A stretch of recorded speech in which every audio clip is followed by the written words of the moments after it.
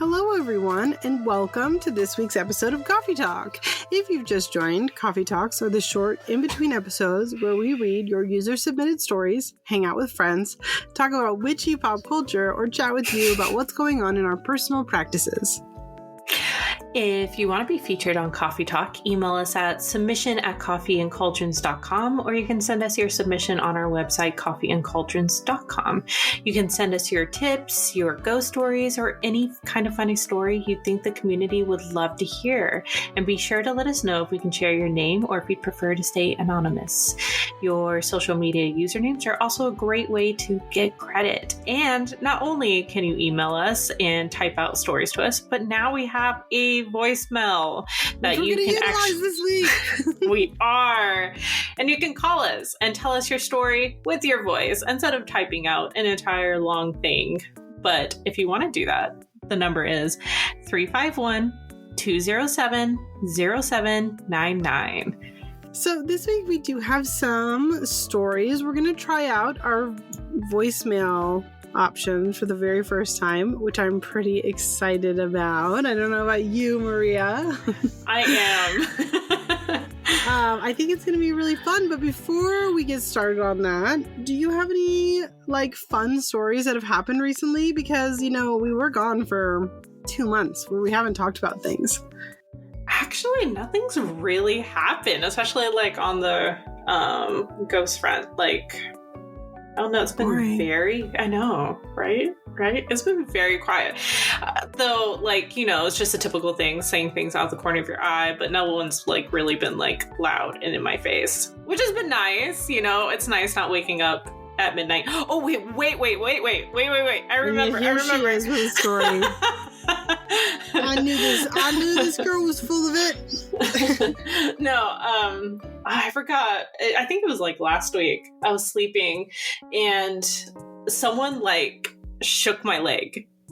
Well, yeah. And it wasn't a leg spasm or anything because I have those, but I've had those in the past. This was not a leg spasm. Someone was actually touching my leg and trying to wake me up.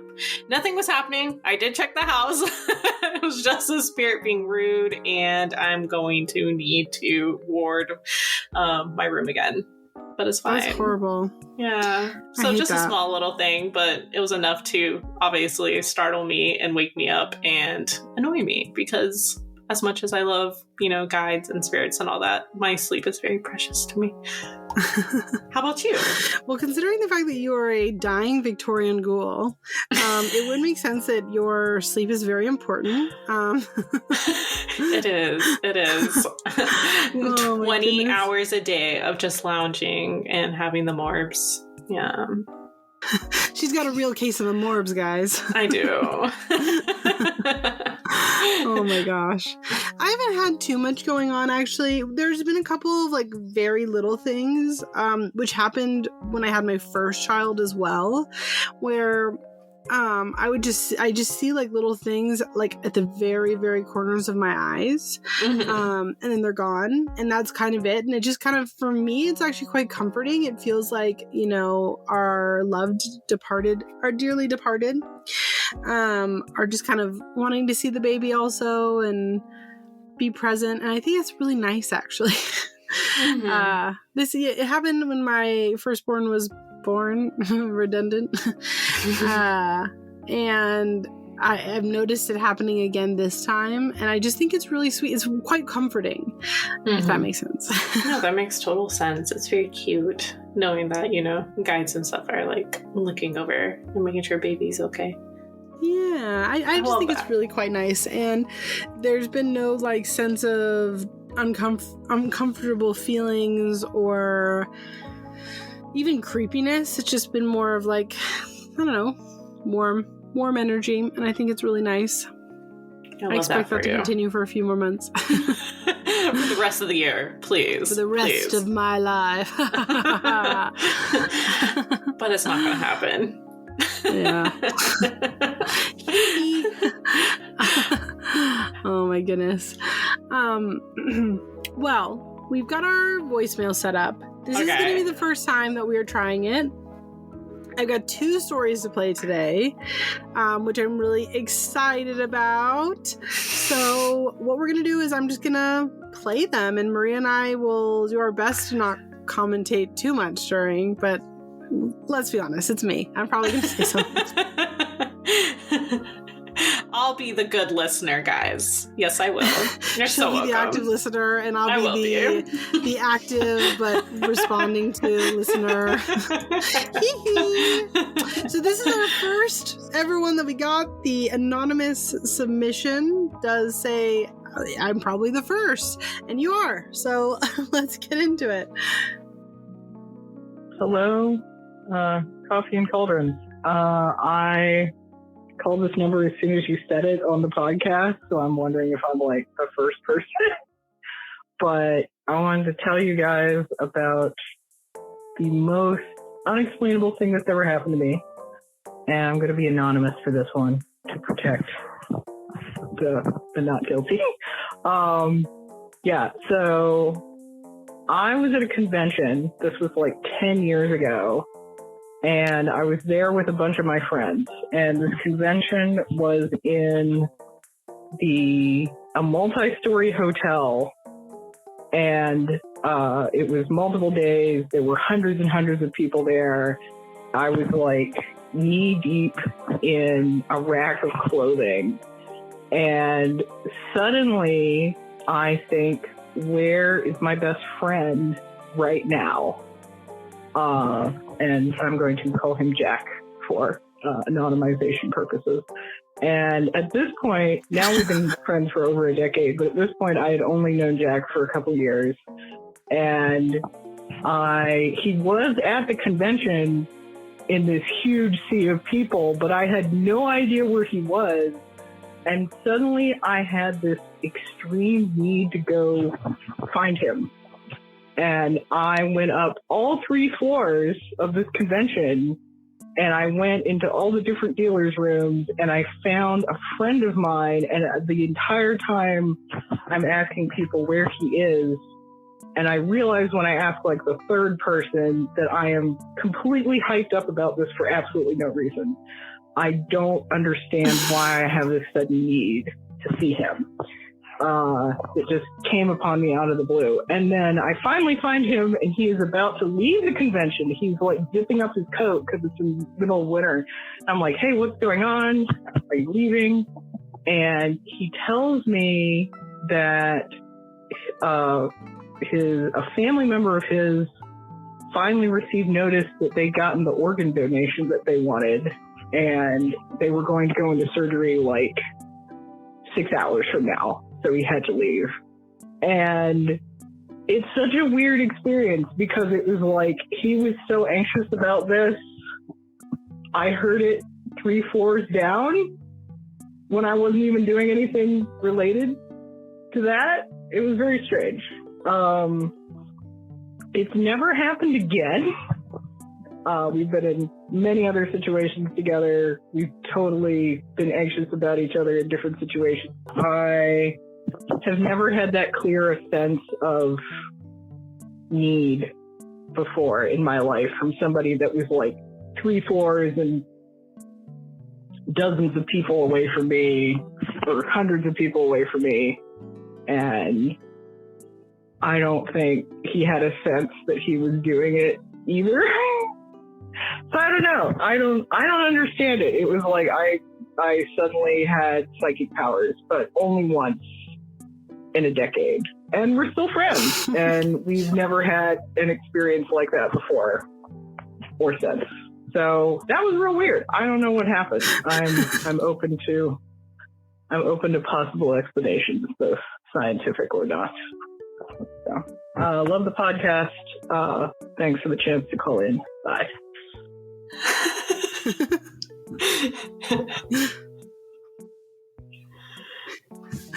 First of all, I love that they said scientific or not.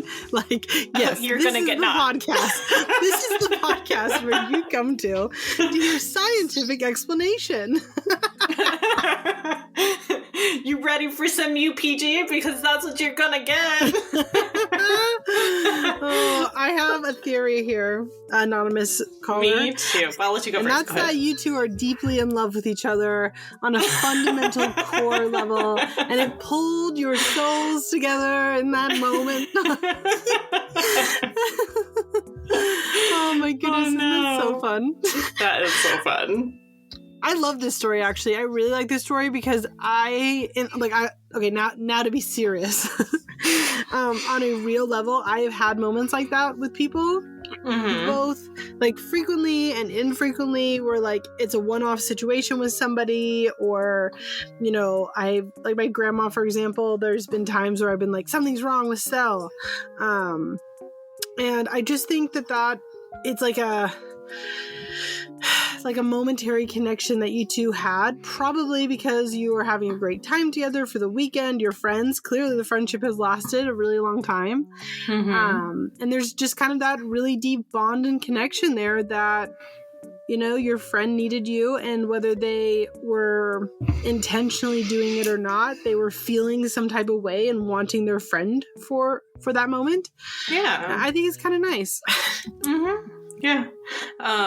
I think I've said this before on the podcast, but like I view magic and like doing magic like strings are connected to everything. Like that's how sometimes I do magic, is that when I'm doing a spell or something, I close my eyes and I visualize like a string leading me to like the outcome that I want, or to an object that I'm doing a spell on. And but I do think, we are connected to people like with invisible strings, and sometimes like when, as Robin said, someone needs us to kind of like tap that string to us to let us know that, we need help, even if they do it like unintentionally. And it just kind of like, it can send a wave to us, letting us know that we need to get to this person. But yeah, that's how I think I view that's, I don't know. It's kind of like, what's that? I think is it Japanese folklore with the red string that connects people together? I know the red string thing, but I'm not sure where it comes from. I don't want to misquote myself, so I might be totally wrong on that, on where it comes from. But I totally agree with what you're saying, and I think that, I don't know, there's a real comfort there in that, isn't it? It is, yeah, definitely. Especially when you act on it and you're actually able to be there for said person. Because sometimes it has happened to me, and I couldn't be there for the person, and it's like, it's the worst feeling ever. The worst feeling ever. Yeah. So heartbreaking. Well, first of all, for that being our first submission, thank you, anonymous person. That was so fun. That was so good. That was so good. I'm so glad that you were our first, so thank you. So the next question we have is not a story, but not next submission. It's not a story, but a question. And I actually think that this is going to be fun for the community to talk about. Like, Marie and I will give our light inputs, but as we've been putting to the community to talk about things as community prompts, I thought that this submission would actually make for a pretty decent one. Okay. So we will give our light thoughts, but overall, you guys, this one is for you. So let's go. Hi, Robin and Maria. My name is Meg. I was calling not so much for a coffee and cauldron submission, but I did want to ask your thoughts. My daughter seems to be really gifted. She's 5. She sees things that aren't like visible to just the normal human eye. She picks up on people's feelings. She knows like people's deepest secrets, and she can look at them and doesn't really have a filter, and can just like see and then just asks with that really wonderful, like just child's honesty. And she's just, I really think she's just super gifted, and I want to foster that. And so I guess I was calling to ask, like, as a mother who is just recently getting into all things magical and coffee and cauldrons and all the fun things, how can I foster that? And like, how can I create a space to help her grow that muscle and not squash it? So yeah, if you guys have like just a general questions episode, or like something along those lines, it's not really a funny, ghost story or anything like that, but like general questions episode, I would love to hear about like your thoughts on that. So yeah, and my name's Meg, and I really appreciate you guys, and I love your podcast, and yeah. So anyway, have a great day. Bye. I love this question a lot. I think it's really wonderful. First of all, Meg, thank you so much for calling us. You're a great mom. Like, great mom. Yeah. Yeah. I think, first of all, I think that parents in general need to hear that more often. You're doing a great job. That's amazing. It's great to hear that you want to be so supportive. Yeah. Maria, if your child was, you thought, gifted like this, how would you advise? So Rue does like, not really at this level of like being able to see, not through people, but, get to the core of people. But Rue does see spirits and stuff like that. And I do my best, just as you do. I think being there for the child and being like, and validating their experiences while also, still being like, okay, well, let's talk through this, just so they can talk through it and make sure that, it's reality based and all that, obviously, but but still hearing them be like, oh my gosh, that's really cool. But I do think it's really important to also help them to develop that filter and tell them, they can't obviously tell everyone, well, tell everyone their feelings, but, they can always use that for good. They don't have to say how they, know how someone is feeling, but can, be like, you would be like a great comforter and being able to be there for people who need it and things along those lines. Just know when to tell people you feel things and know that you should probably feel safe with a person before you, release your truth to others. You can speak your truth, tiny queen, but let's make sure we're safe in doing it. Yes. I totally agree. And I think that the key thing really at this point is, because your daughter is 5, it doesn't really matter if it's real, like if it's a real gift or if it's just imagination play. At this point, it's just about like exploring that with them. If it were me, I would just ask questions. Let's say that your daughter says she sees or feels something, have her elaborate on that. What do you mean? Like, tell me about it. If for nothing else than the conversation, right? Questions are so important, and also shows that you're super engaged as a parent, and it makes them feel heard. So 100%. Sorry, go ahead. Yeah, why are you sorry? This is a conversation. I almost cut you off. I'm so sorry. Please. This is our podcast. Like, I think at this point the listeners just are shocked it came from you and not me. So, no. Yeah, maybe a little bit. But no, I think that's really, really special, and I think that mom is already doing like such a great job. Like, yeah, you are. You're doing a really good job. And I think that even just being open to the fact that this might not just be your daughter's imagination is really cool, that you're willing to kind of embrace that truth for her. And I think like maybe getting some like cute little witchy child books, like the ones from Moondust Press, am I right? Yeah. And just, being like, there's other kids out there like you who believe and see magic. I do not, however, recommend those TV shows that are like the child psychic shows. Yeah, no. They're almost all exploitive, so that would just be my one piece of advice to not do. But overall, I think that you're doing a really good job. And for the community, if you guys have any tips, I will be posting this episode with that prompt. So if you guys have any tips or experience with this specifically, we would love to hear your thoughts on that. Yeah. We'll probably see it in the comments on that post, right? Have them send them to that. Yeah. But you can also always call in or email in. We can read it on the podcast. Why not? And we want more ghost stories, guys. Send us some more ghost stories. Yes. I want some more ghost this stories. Has been so good. Like, I love how this worked. I love how this worked out. We have a couple more stories lined up, not for today, just in general. So if you want to be on the podcast in a voicemail, please send us in one. If you want to be on the podcast in a written email that Maria and I read out loud, please send us an email. We love this. This is so fun for us. 100%. And then the voicemails are nice because I don't have to stumble through my words reading someone's story. She's so hot, but she can't read, guys. It's really sad. Well, my eyes do that thing where you read, your eyes like read too fast than your brain, and you're like, wait, what? But yeah, that's called dyslexia, baby. I don't doubt it. You said that you think that you're dyslexic on Discord. And I was like, oh my God. I've been thinking this for years about myself too.